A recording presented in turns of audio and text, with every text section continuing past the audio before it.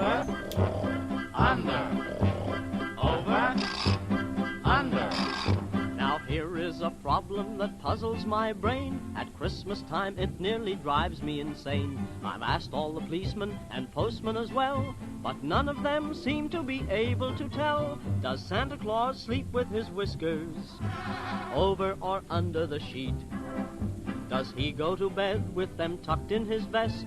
And when he sleeps, do they tickle his chest? Our lawyers and doctors and statesmen say this question's got them all beat. Does Santa Claus sleep with his whiskers over or under the sheet? Now I can't swim a stroke, said a sailor one night, as he fell in the ocean and vanished from sight. His mate said, I can't swim, but still that's no crime. But tell me before you go down the third time.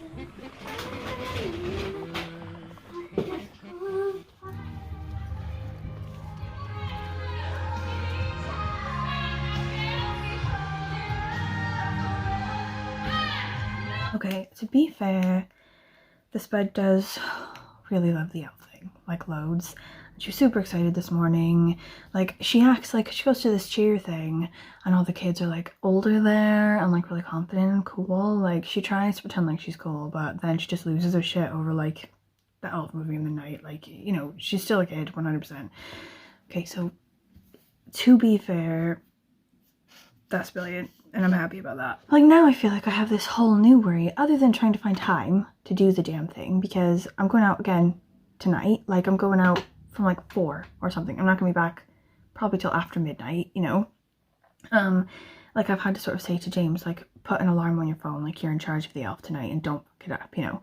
But now I've got this new worry, which is like completely like mum dread, like completely like mom specific existential dread, to do with like, so Spud, she's almost 8. She's like, her birthday's in February, and I think I was maybe like 8 or 9 when I stopped believing in Santa Claus, you know. Like, we're on an edge here. There's like a precipice, okay, where at any moment she can just fall over the side into like an adult's like unbelieving in magic. Do you know what I mean?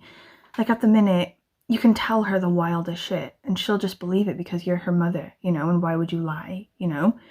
But like this sort of like age, it could just go over at any minute into, you know, a proper like adult sort of logical thinking and like a disbelief in magic. And I don't want to push her over before she's ready. And if we fuck this up, like, it'll ruin it. Like, James last night, before he went to like his judo Christmas party, I was like saying to him, like, you're gonna have to be in charge of the outfit sometimes because I can't do it all the time. And he was like, oh, right, yeah, okay, I'll just like stick him somewhere, whatever. And I was like, you're gonna fuck it up. Like, you're gonna ruin the game. You're gonna give the game away, okay? And then she's not gonna believe in the elf. And not only is she not gonna believe in the elf, she's not gonna believe in Santa, she's not gonna believe in the Tooth Fairy, she's not gonna believe in the Easter Bunny. Like, it's a dominoes. As soon as you realize that one magic thing doesn't exist, you realize the rest of them don't exist. But then he went to his judo Christmas party where there's like loads of dads, you know, and he was talking to them. He's like, oh, this elf thing. And they're like, oh yeah, the elf. Like, loads of them already do the elf or have done in the past. And they're like giving him ideas, you know, and like talking him up. They're like, yeah, put some like peanut butter behind him and sit him down, and it'll be like he crapped himself, you know, like. And now James is super excited. So I've gone from like fearing his apathy to like fearing his enthusiasm with the project. And I just have a lot of like dread about this now. I feel like I'm safeguarding something precious and it could all crash down at any time. It's a very heavy weight. Do this.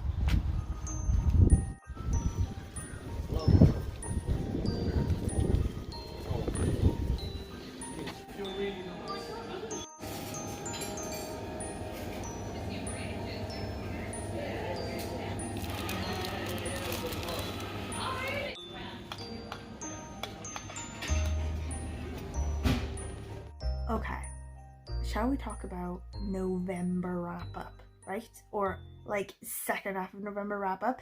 I think I did like a book chat halfway through November where I sort of said the ones I'd read so far, but I didn't do the back end of November.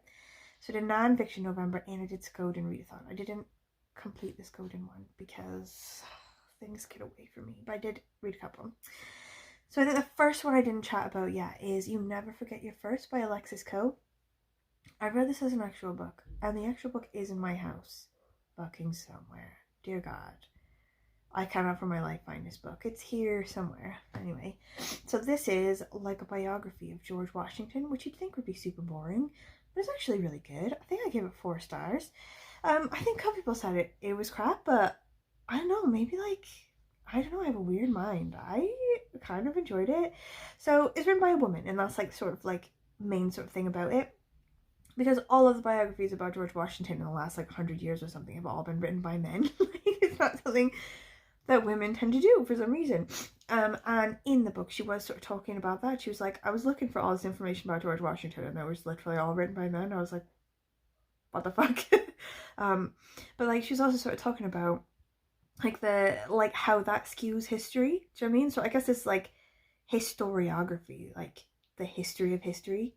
Do you know what I mean? So like the way we tell history, you have to look at not just what happened, but who's telling the story and why they're telling the story in that way. And the fact that a lot of our history has been written by like middle-aged white men, you know, it really skews our history. It sort of puts the emphasis on different things and gives it a spin that maybe it wouldn't normally have had.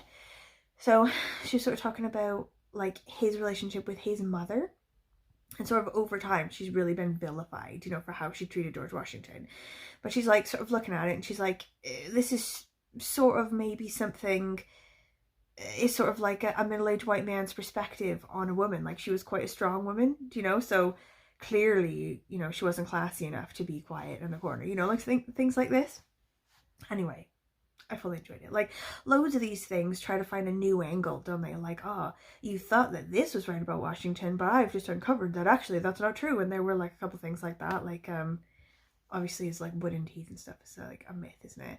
And also she discussed more of like his slave owning, which is I think a thing people don't really talk about a lot. They sort of think, oh, George Washington, you know, father of the country, amazing man, but he was a slave owner. And she was like, remember that thing about how he was a slave owner? Remember? Anyway, I really liked that one.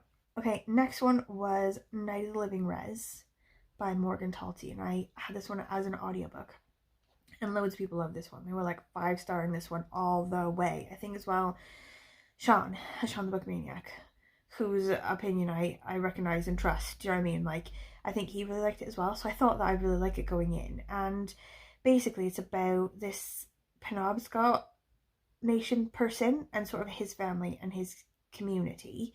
And it's a bunch of stories, like short stories, but they're interconnected to each other and they sort of jump around in time. And it's like in Maine, right? So I found it really interesting, sort of the descriptions of the community and the family and the culture, and the characters were quite well built. Like the mother and the sister like were quite close in age-ish, you know, so they were fighting all the time, and the grandmother, a lot of stuff fell on her to sort of do for the family, but she ended up sort of with dementia in the end, and the mother got divorced and married this other guy who ended up, he was like a good guy, but he was like an alcoholic and then turned quite bad in the end. And it was interesting and well written, but I think just for some reason, I don't know where my mind was this month, what was going on. Maybe it was like the way the audiobook was read out to me.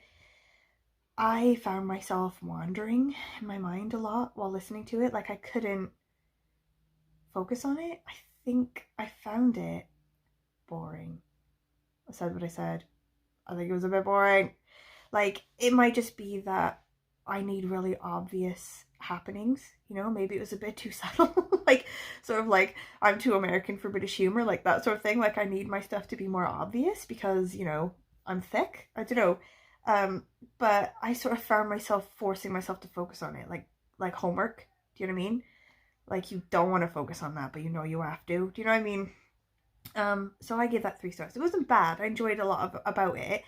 And it did send me through a couple Wikipedia like rabbit holes about like Penobscot and Maine and stuff like that, which I love. But I think this collection of stories I didn't love.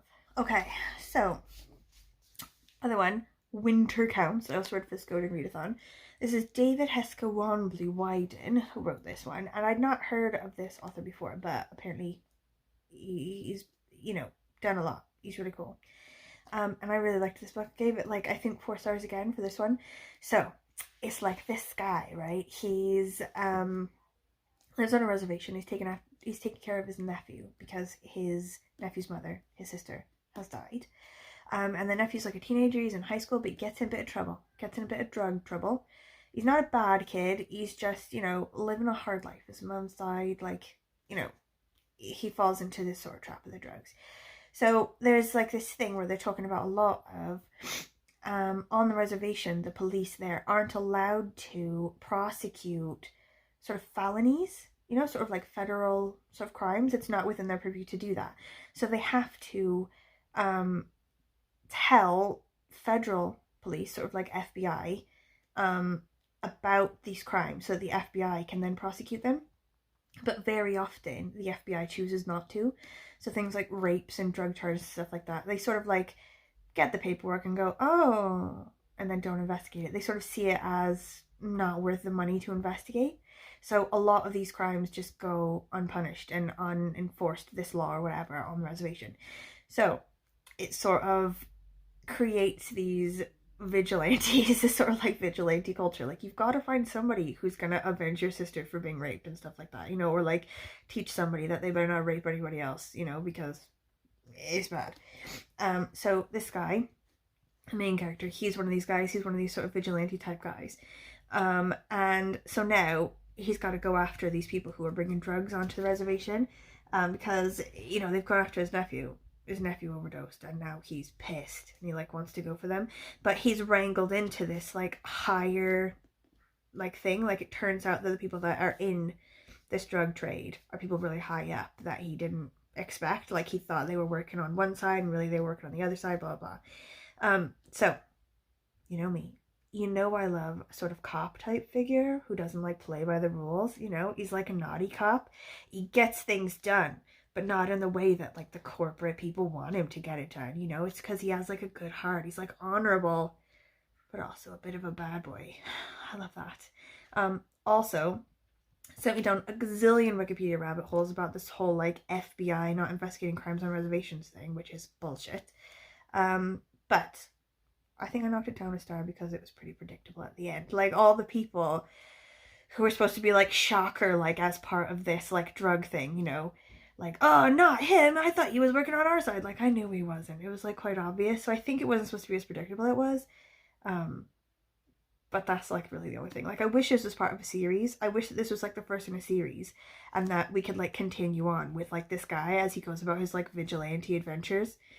Anyway. I've also just finished one for December, but I feel like this is quite a long wrap-up already, so I'll talk about that some other time. Maybe I'll do like in the middle of December, I'll do a half a December wrap-up. That's like what we did! Oh shit, Squish. Oh, this is hella melted. It's definitely not supposed to be that melted. Oh shit. No, we can't. Yeah, so we kept doing it not enough, like kept melting it not enough, and it kept breaking and sort of like all the pieces falling off. So I was like, okay, we're not messing around. And we've overshot the runway. Wait, Mummy. How are we gonna stick a thing in it? How are we gonna stick a string in it? Okay, so I think this is actually way cooler than it's supposed to be, but the problem is, how do we get the string on it now?